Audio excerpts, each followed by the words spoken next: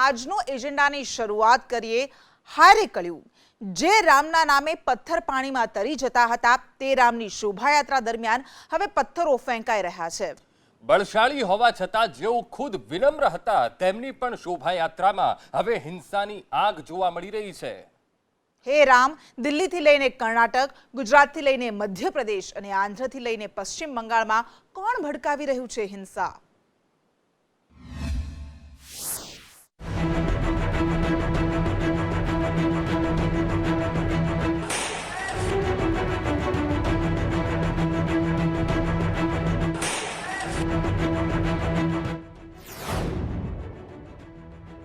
पहला रामनवमी, हवे हनुमान जयंती पर फेंकाया पत्थर, निकली तलवार, थयु फायरिंग। दिल्ली थी लई कर्नाटक, गुजरात थी लई राजस्थान और मध्य प्रदेश थी लई पश्चिम बंगाल। रामनवमी बाद दिल्ली में हनुमान जयंती ना दिवसे देशनी एकता ने तोड़वाना भरपूर प्रयास थया। वो मुख्यमंत्री हैं केजरीवाल जी, लेकिन जिम्मेदारी कोई लेने के लिए तैयार नहीं है। आज तक पूछना चाहिए इनके पास विभाग कौन सा है दिल्ली सरकार में और उसकी आउटपुट क्या है। शोभा यात्रा पे हुआ पथराव बड़ा ही दुखदाई है।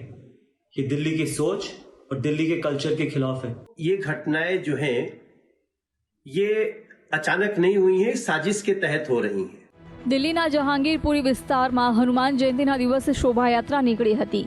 कुशल सिनेमा पासे शरूमां सामान्य बोलाचाली बाद हिंसा भड़की उठी हती। दुकानों और वाहनों ने आग चंपी दीधा बाद पत्थरों फेंकवामां आव्या हता। त्यारबाद तलवारों पण निकली हती और फायरिंग थता 6 पुलिसकर्मीओ घायल थया हता। जहांगीरपुरी थाने में पोस्टिंग है 1 साल। कल हनुमान जयंती का वो था, जुलूस निकल रहे थे। तो जब सी ब्लॉक में पहुंचे मस्जिद के सामने, तो वहाँ उनकी पहले बहस हुई, क्योंकि जो हनुमान जुलूस में थे हनुमान जयंती में, तो उनके आपस में बहस शुरू हो गई। वो जय श्री राम के नारे लगा रहे थे, वो वहाँ पता नहीं कि उनकी क्या बहस हुई। मैं पीछे की साइड था, बाद में आ गया है तो उनका जैसे ही भीड़ बढ़ती गई फिर पथराव शुरू हो गया, उनका झगड़ा शुरू हो गया। बाद में फिर उनको समझा दिया, दोनों को अलग अलग कर दिया। वहाँ दिल्ली में हिंसा भड़कावाना गुना हेठळ हाल 10 आरोपीओनी धरपकड़ करवामां आवी छे, ज्यारे 14 आरोपीओनी अटकायत करवामां आवी छे। 16 एप्रिलना रोज कुशल सिनेमा पासे सांजे 5:30 कलाके शोभायात्रा निकળી હતી અને શોભાયાત્રા સી બ્લોક પાસેથી પસાર થઈ ત્યારે પથ્થરમારો શરૂ થયો હતો। હાલ દિલ્હીમાં શાંતિપૂર્ણ માહોલ છે, કારણ કે પોલીસે 10 જેટલી ટીમ બનાવીને વધુ સઘનતા દાખવી છે। તો મુખ્ય આરોપી અંસારની પણ ધરપકડ કરી લેવાઈ છે।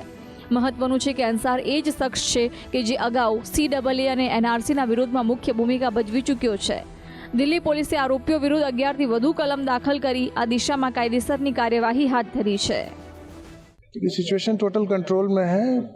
We are on top of the situation और शांतिपूर्ण वातावरण है और हम लोगों से कंटिन्यूअस टच में हैं और उनसे शांति बनाए रखने के लिए और इलाके में सौहार्दपूर्ण वातावरण रहे, इसकी हम अपील कर रहे हैं। देखिए, लोगों से यही अपील है कि शांति व्यवस्था बनाए रखें और ऐसे मौक़ों पर कई बार लोग अफवाहें उड़ाने का प्रयास करते हैं, अफवाहें फैलाने का प्रयास करते हैं, तो ऐसी अफवाहों पर ध्यान न दें।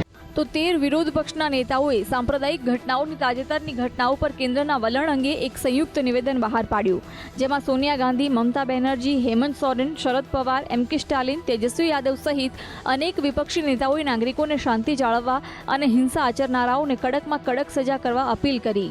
ત્યારે ભાજપના સાંસદનું શું કહેવું છે તે પણ સાંભળીએ।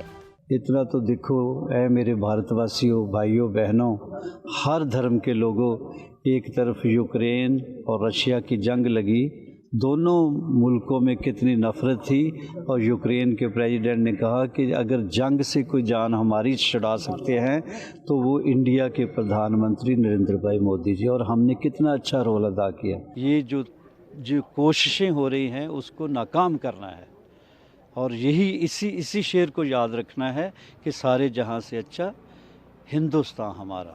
दुखनी बात ए छे के रामना नामे पत्थर पण समुद्रमा तरी जता हता। તેમની શોભાયાત્રા દરમિયાન કળિયુગમાં હવે પથ્થરો ઉઠી રહ્યા છે।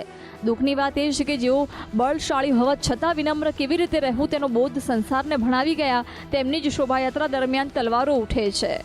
ત્યારે કળિયુગમાં કાયદાનું હંટર પણ હવે રાજ્ય સરકાર ચલાવી રહી છે। યુપી, મધ્યપ્રદેશ બાદ ગુજરાત સરકાર પણ હવે છાસવારે બાહુબલી બનવા જતા આરોપીઓની શાન ઠેકાણે પડવા બુલડોઝર ચલાવી રહી છે। તો તો દિલ્હીમાં થયેલી હિંસા મામલે હાલ બાંગ્લાદેશ કનેક્શન સામે આવી રહ્યું છે, ત્યારે જોવું એ રહ્યું કે હજુ કેટલા આરોપીઓ જેલના સળિયા પાછળ ધકેલાય છે. બ્યુરો રિપોર્ટ, સંદેશ ન્યૂઝ. લાઉડ અઝાન પર દેશમાં ઘમાસાણ છે. લાઉડ સ્પીકર પર અઝાનના વિરોધમાં હનુમાન જયંતિના દિવસે લાઉડ સ્પીકર પર હનુમાન ચાલીસા કરાઈ. અને આ ઘમાસાણ હજુ થંભ્યું નથી, કારણ કે તેની શરૂઆત રાજનીતિથી થઈ છે. મનસે નેતા રાજ ઠાકરે અયોધ્યા જવાની ચીમકી ઉચ્ચારી તો શિવસેનાએ તેમને હિન્દુ ઓવૈસી કહી દીધા.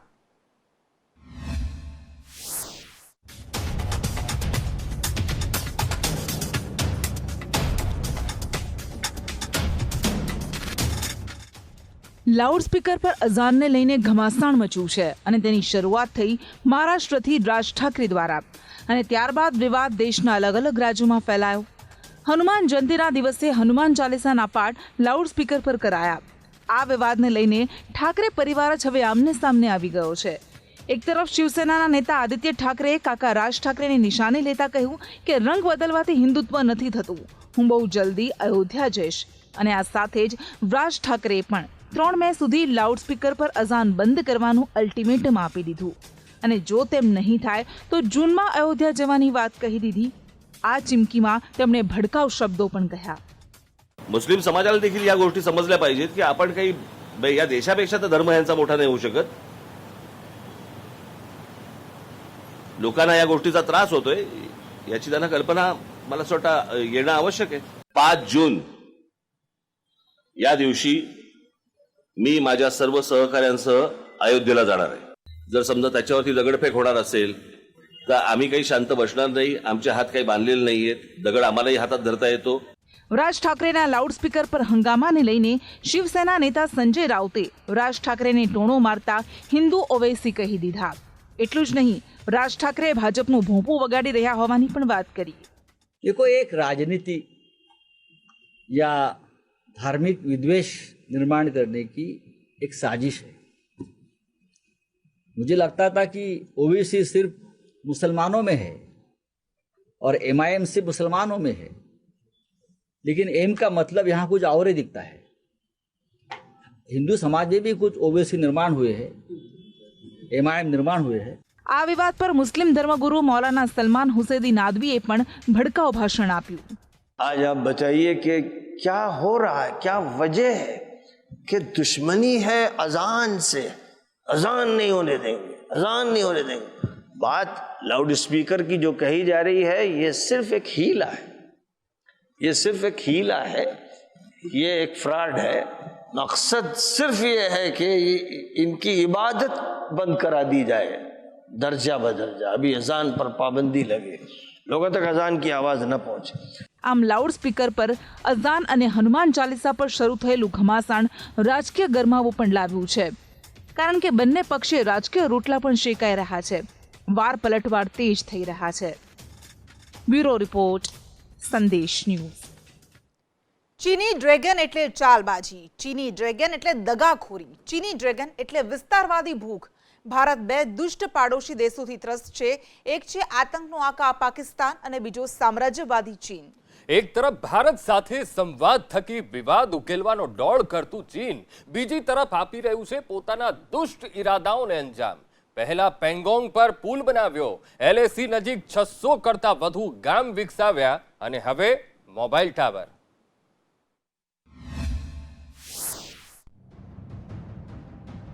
ચીનની ચાલબાજી બેનકાબ,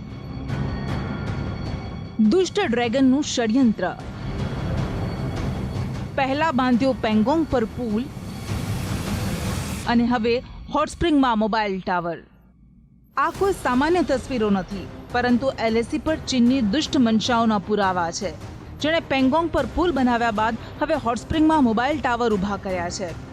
ભારતના સ્વર્ગસ્થ સીડીએસ જનરલ બિપિન રાવત કહેતા કે ભારતને સૌથી મોટો સુરક્ષા ખતરો ચીનથી છે, અને એટલા માટે કારણ કે ચીની ડ્રેગન ધીમે ચાલે પોતાના દુષ્ટ ઈરાદાઓને અંજામ આપી રહ્યું છે. એલએસી પાસે ચુશુલ નજીક હોટ સ્પ્રિંગ વિસ્તારમાં ચીને 3 મોબાઈલ ટાવર ઊભા કર્યા છે અને આ તસવીરો ટ્વીટ કરી છે લદ્દાખ સ્વાયત્ત પહાડી વિકાસ પરિષદ લેહના ચુશુલથી કાઉન્સિલર કોન્ચોક સ્ટેન્જીને. આ તસવીરો સાથે તેમણે ટ્વીટમાં લખ્યું કે પેંગોંગ લેક પર પુલ બનાવ્યા બાદ ચીને તેના કબજાવાળા હોટ સ્પ્રિંગમાં, જે ભારતીય ક્ષેત્રથી ખૂબ નજીક છે, ત્યાં 3 મોબાઈલ ટાવર ઊભા કર્યા છે. શું એ ચિંતાનો વિષય નથી? આપણી પાસે ગામડાઓમાં રહેવાસી વિસ્તારોમાં પણ 4G સુવિધા નથી. મારા મત વિસ્તારના 11 ગામડાઓમાં 4G सुविधा नहीं.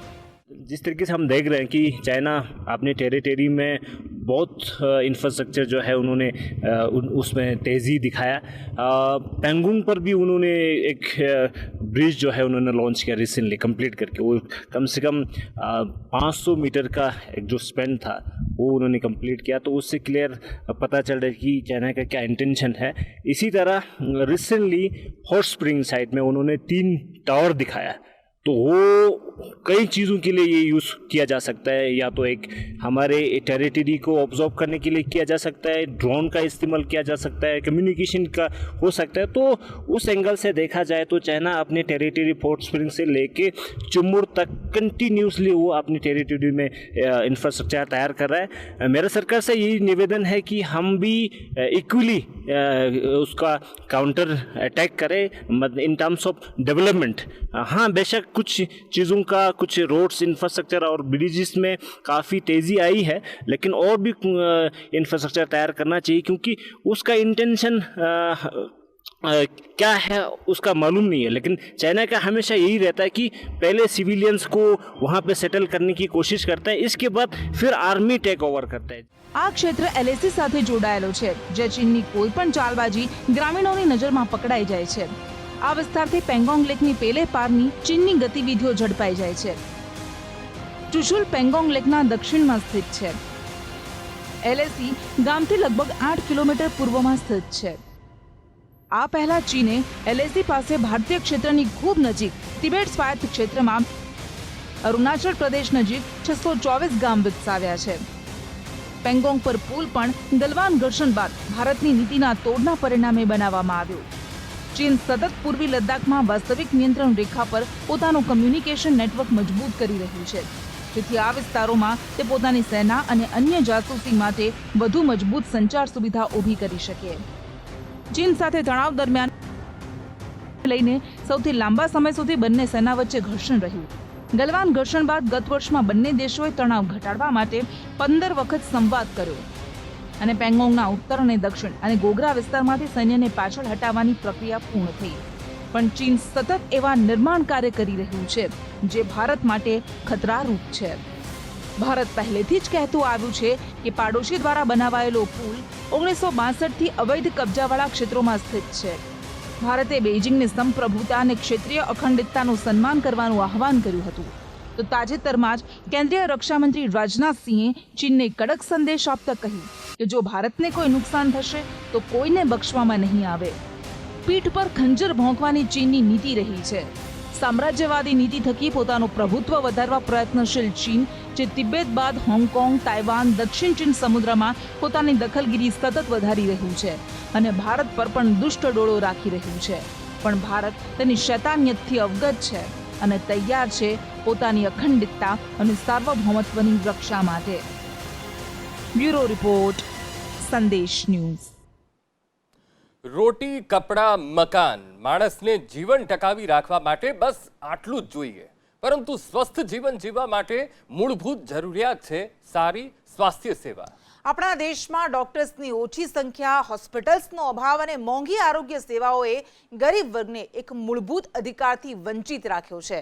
કેટલીક તસવીરો હચમચાવતી રહે છે, પરંતુ બદલાતું કંઈ જ નથી.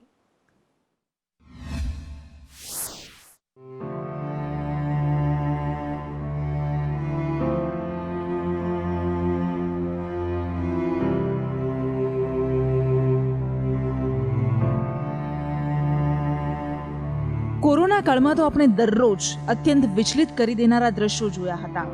આ કાળે આપણે તૂટેલી આરોગ્ય સિસ્ટમને ઉઘાડી પાડી હતી અને વારંવાર એવા વિડીયો સામે આવતા રહે છે જે આપણને હચમચાવી નાખે છે, વિચારવા મજબૂર કરી દે છે. પરંતુ કંઈ જ બદલાતું નથી તે હકીકત નિરાશ કરી દે છે. સમય બદલાતો રહે છે પણ સ્થિતિ નહીં. 5 વર્ષ પહેલા ઓરિસ્સાના દાનામાજીનો આ વિડીયો, જેમાં તે પોતાની પત્નીને ખભા પર ઊંચકી 10 કિલોમીટર ચાલ્યો હતો, કારણ કે હોસ્પિટલે પત્નીના મૃતદેહને ઘર સુધી પહોંચાડવાની આ ગરીબને ના પાડી દીધી હતી.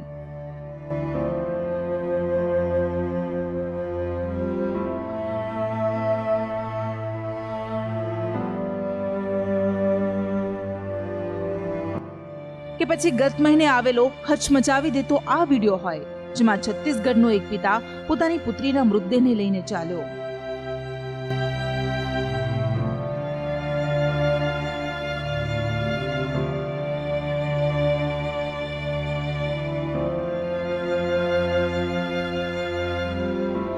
કે પછી બિહારના સમસ્તીપુરના આ પિતાનું આક્રંદ, જેમાં પોતાના બાળકના મૃતદેહને ખભા પર લઈને બેટા બેટા પુકારી રહ્યો છે. માનવતા એટલી મરી કે બધા તમાશો જોતા રહ્યા, પણ એમ્બ્યુલન્સની સગવડ ન અપાઈ.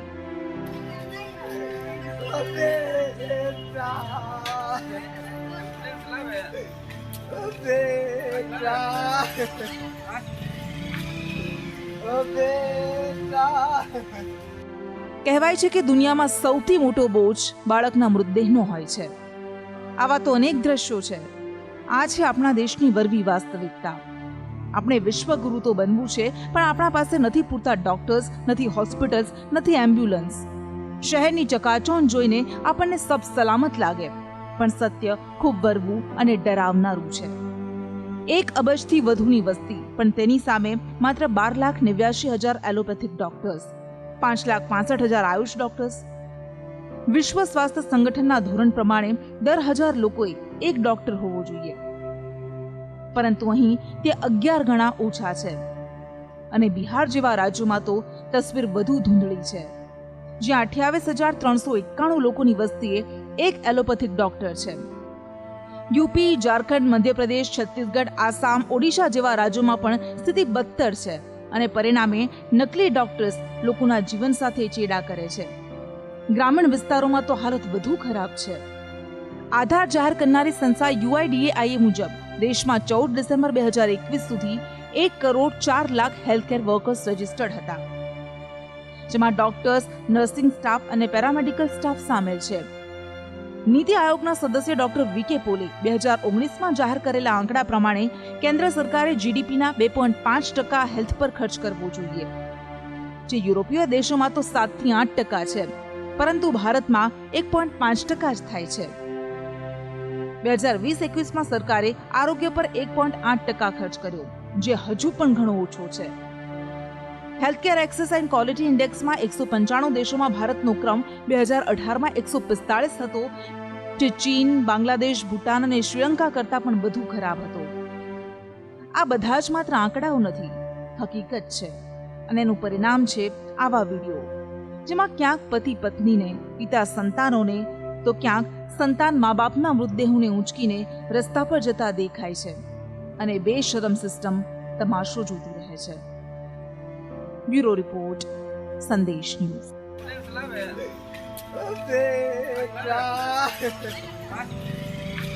પેપર લીક કૌભાંડો અને બેરોજગારીના મુદ્દા પર સરકારને ઘેરનાર વિદ્યાર્થી નેતા યુવરાજસિંહ જાડેજાએ જાહેરાત કરી યુવા નવનિર્માણ સેના નામનું સંગઠન બનાવવાની.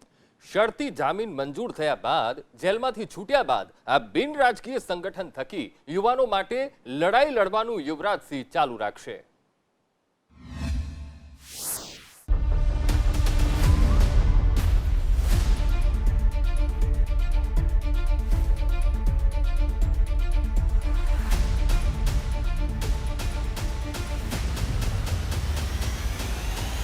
વિદ્યાર્થી નેતા યુવરાજસિંહ જાડેજા, જેઓ લાખો બેરોજગાર યુવાનોનો અવાજ બન્યા, જેમણે પેપર લીક કૌભાંડોને લઈને સરકારને રજૂઆતો કરી, સવાલ કર્યા, તેમનો 11 દિવસ બાદ જામીન પર છુટકારો થયો. વિદ્યા સહાયક આંદોલન વખતે તેમના પર આરોપ લાગ્યા કે તેમણે એક પોલીસ કર્મીને પોતાની ગાડી પર ચઢાવવાનો પ્રયાસ કર્યો, જે મામલે તેમણે ખુલાસો આપ્યો કે તેમનો ઈરાદો કોઈને મારવાનો નહોતો. કોઈને પણ અમારો મારવાનો ઈરાદો ક્યાંય પણ નહોતો. અમારો ઈરાદો હતો એ બચાવવાનો હતો, પરંતુ જે રીતે બાબતને રજૂ કરવામાં આવી છે એનો અમે ન્યાયિક પ્રક્રિયાથી એનો જવાબ આપીશું. આ સંગઠન કામ કેવી રીતે કરશે તેને લઈને પણ તેમણે સ્પષ્ટતા કરી કે પહેલા વિનંતીથી રજૂઆત કરાશે, પણ જો ઉકેલ નહીં આવે તો વિરોધનો રસ્તો અપનાવતા પણ તેઓ ખચકાશે નહીં. યુવાનોના હિત માટે, રાષ્ટ્રહિત માટે, યુવા હિત માટે હંમેશા મેં અવાજ ઉઠાવ્યો છે અને ઉઠાવતો રહીશ, અને આવનાર દિવસોમાં પણ અમે યુવાનોના હિત માટે, અવાજ ઉઠાવવા માટે એક નવા કહી શકાય કે અભિયાનની શરૂઆત કરવા જઈ રહ્યા છીએ, અને એ છે યુવા નવનિર્માણ સેના યુવા નવનિર્માણ સેના એ વિદ્યાર્થીઓની વેદના, યુવાનોની વેદના, યુવાનોની વ્યથા, યુવાનોના મૂંઝવણ, યુવાનોના જે પ્રશ્નો છે એ તમામને બિન રાજકીય રીતે આ પ્લેટફોર્મના માધ્યમથી અમે અવાજ ઉઠાવીશું. એલઆરડી ભરતીમાં પેપર વખતે ચીટિંગ મામલે તેમણે કહ્યું કે નાની મોટી ચીટિંગ સામે આવી છે તે અંગે તેઓ અધ્યક્ષ હસમુખ પટેલને રજૂઆત કરશે, પણ કોઈ મોટી છેતરપિંડી કે કૌભાંડ સામે નથી આવ્યું.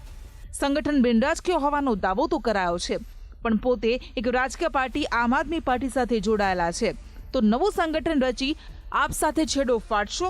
તેના જવાબમાં તેમણે આ વાત કરી.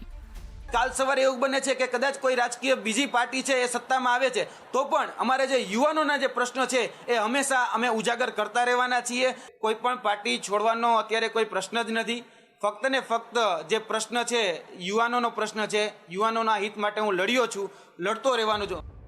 કોઈ પણ પક્ષ કે સંગઠનની શરૂઆતમાં વાતો તો ખૂબ મોટી થતી હોય છે, તેનો ઉદ્દેશ પણ સારો હોય છે, પરંતુ પછી તેનો મુખ્ય હેતુ ક્યાંક ખોવાઈ જતો હોય છે અને આશા રાખનારાઓની આશા પર પાણી ફરી વળતું હોય છે.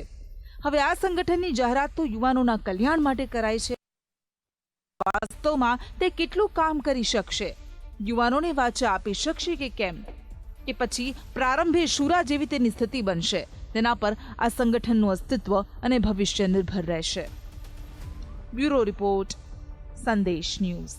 ગુજરાતમાં એક યુનિવર્સિટી એવી છે કે જે તેની સફળતા સિદ્ધિને કારણે નહીં, બલકે વિવાદોના કારણે હર હંમેશ ચર્ચાના કેન્દ્રમાં રહે છે. આ યુનિવર્સિટી અગાઉ પણ અનેકો વખત વિવાદમાં આવી ચૂકી છે. લાખો વિદ્યાર્થીઓના સપના રોળતી યુનિવર્સિટીમાં ફરી શું થઈ નવા જૂની? નજર કરીએ. અનેક વિદ્યાર્થીઓના સપનાને રોડતી હેમચંદ્રાચાર્ય યુનિવર્સિટી ફરી એકવાર વિવાદમાં આવી છે. પાછલા 4 વર્ષથી સતત ચાલી આવતું વિવાદોનું પુનરાવર્તન ફરી એકવાર આ યુનિવર્સિટીમાં થયું છે.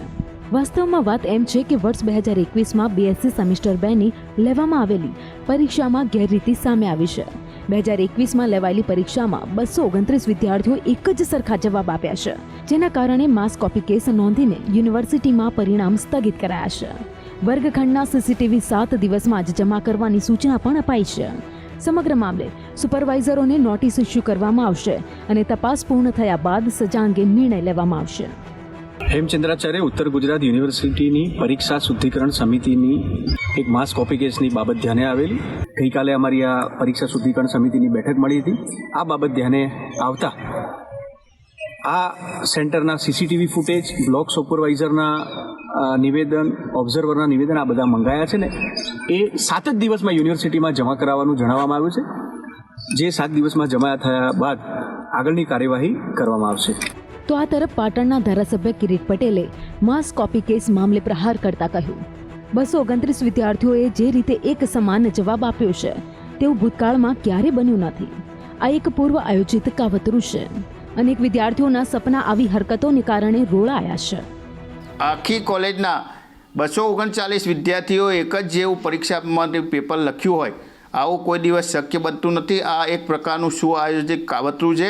આ કૌભાંડ પકડાયું છે.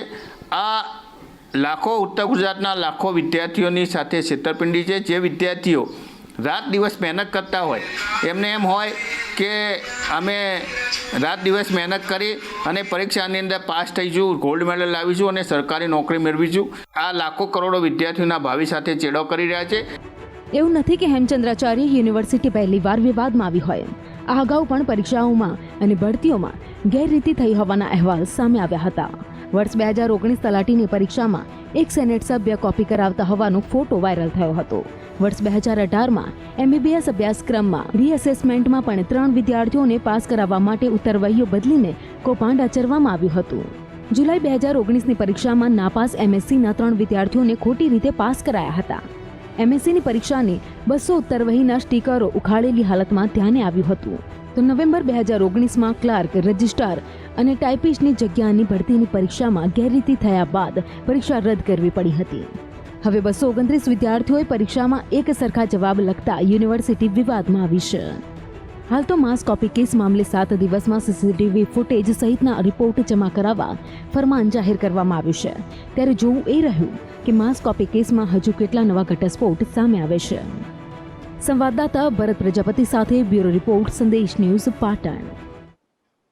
મોતનું પ્રમાણ માત્ર શ્વાસ થંભી જવા પૂરતું હવે નથી રહ્યું. વધતી મોંઘવારી પણ જાણે ધીમું ઝેર આપતી હોય તેવા દ્રશ્યો ગુજરાત સહિત વારાણસીથી સામે આવ્યા છે. યુપી અને ગુજરાતમાં વધતી જતી મોંઘવારી સામે અનોખી રીતે વિરોધ થયો છે. ક્યાંક મોંઘવારીના બ્યુગલ જોરશોરથી વાગ્યા છે તો ક્યાંક લગ્ન પ્રસંગમાં પેટ્રોલ, ડીઝલ અને લીંબુ ગિફ્ટમાં આપવામાં આવ્યા છે. ઘાટા પાડતી મોંઘવારી,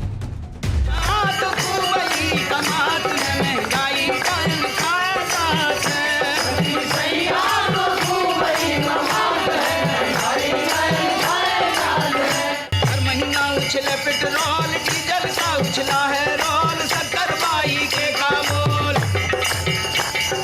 हर महीना उछले पेट्रोल डीजल का उछला है रोल शक्करबाई के का बोल.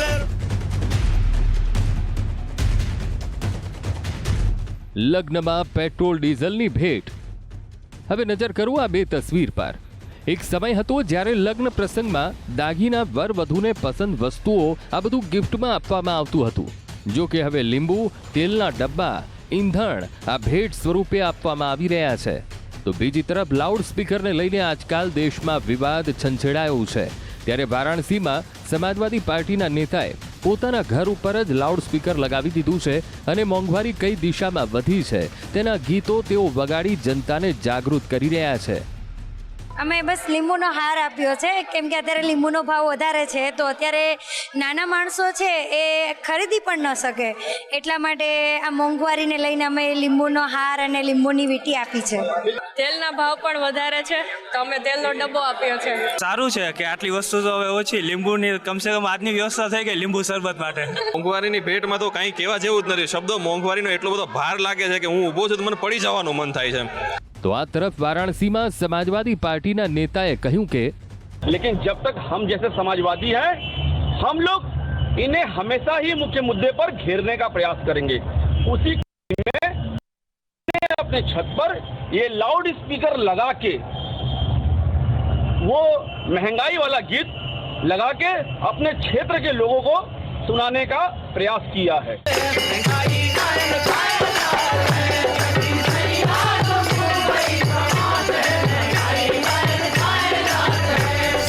બ્યુરો રિપોર્ટ, સંદેશ ન્યૂઝ.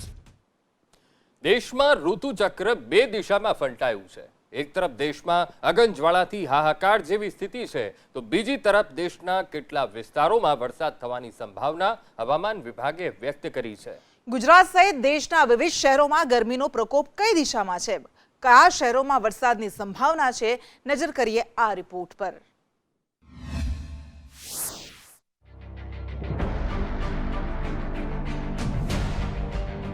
ગુજરાતમાં તાપનું ટોર્ચર.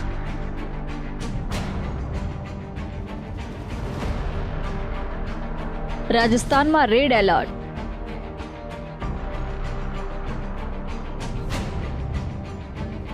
કર્ણાટક, કેરળમાં વરસાદની સંભાવના.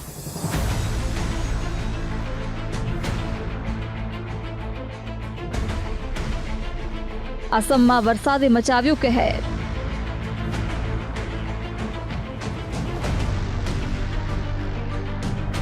રાજ્યમાં સૂરજનો પારો હાઈ છે, ધરતી પણ તપી રહી છે. એક તરફ ગરમીથી લોકો પરેશાન, બીજી તરફ તાપનું ટોર્ચર આરપાર છે. અત્યારે ગરમી ખૂબ છે, 40, 41, 42 સુધી પારો પહોંચી જાય છે. આ સમયની અંદર લોકોને બિનજરૂરી બહાર ના જ નીકળવું જોઈએ કારણ કે ડિહાઇડ્રેશન થઈ જાય, ઝાડા ઉલટી થઈ જાય તો ઘણી શારીરિક તકલીફો ઊભી થાય.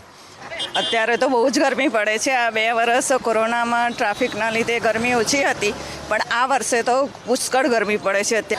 અત્યારે તો બહુ જ ગરમી પડે છે, જે ગઈ વખતે નથી પડતી એટલે આ વખતે ગરમી ચાલુ થઈ ગઈ. જો કે અમદાવાદમાં 42.1 ડિગ્રી, વડોદરામાં 40.2, ભુજમાં 40.8, ગાંધીનગરમાં 41.2, રાજકોટમાં 42.8 તાપમાન આજે નોંધાયું છે. આમ રાજ્યના જુદા જુદા શહેરોમાં ગરમીનું તાપમાન 40 ડિગ્રીને પાર પહોંચતા લોકો લીંબુનું શરબત, શેરડીનો રસ અને પાણી વધુમાં વધુ પીવાનો આગ્રહ રાખી રહ્યા છે.